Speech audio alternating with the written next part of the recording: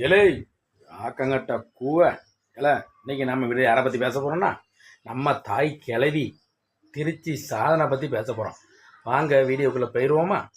இல திருச்சி சாதனா அவள் ஏற்கனவே பார்க்க ரணம் கொடூரமாக பயங்கரமாக இருக்கல.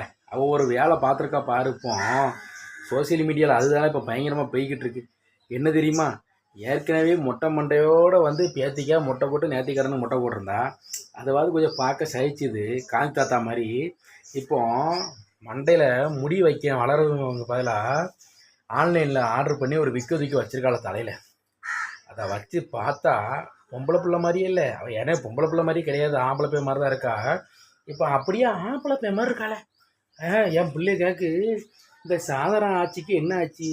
தலையில் டோப்பம்புடிலாம் வச்சு காஞ்சனா போருக்கதும் போதா காட்டேரி மாதிரி இருக்குன்னு சொல்லுது. என் பிள்ளைகளாம் உன்னை கழுவி ஊற்று சாதனை. எதுக்கு இந்த டோப்பா அந்த கன்றாவி? அந்த மண்டையை நீ அப்படியே வைக்க வேண்டியதானே?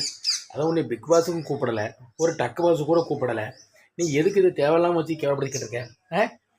சும்மா போட்டுக்கிட்டு இல்லை ஒன்றும் மொட்டை போடாமல் இருந்துக்கணும். மொட்டை போட்டாச்சுல்ல முடி வளரும். அது வளரப்படி ஒரு வருஷம் ஆகும் பின்னாடி வரைக்கும் முடி வர்றதுக்கு. அதை விட்டுட்டு தேவையில்லாமல் ஆன்லைனில் முடி வாங்கினே அங்கே வாங்கினா வாங்கி மண்டையை கேவலப்படுத்தாத. பார்க்க கன்றாவியாக இருக்குது திருச்சி சாதனா. சரி முடி வாங்கினால ஏதோ ஒரு கோயில் கூடத்துல போய் அங்கே தோப்பா முடி வச்சுருப்பாங்க, அதை வாங்க வேண்டியதானே? ஆன்லைனில் முடி இருக்கே அது முடியாது. கன்றாவி குடும்பம் கோயிலுக்கு போனால் அங்கே ஒரு குடும்பம் குத்த வச்சு திங்குன்னு அடித்தான் திங்குன்னு அந்த மாதிரி இருக்குது. கன்றாவி அந்த மாதிரி டோப்பா வைக்காத சாதனா. மெண்டல் கிறுக்கு மெண்டல் போய் உள்ள என்னத்தை சொல்ல. சரில ரைட்டில் மாப்பிள்ளை வீடியோ பிடிச்சா லைக் பண்ணி சப்ஸ்கிரைப் பண்ணிடுங்க. நன்றி, வணக்கம் லே.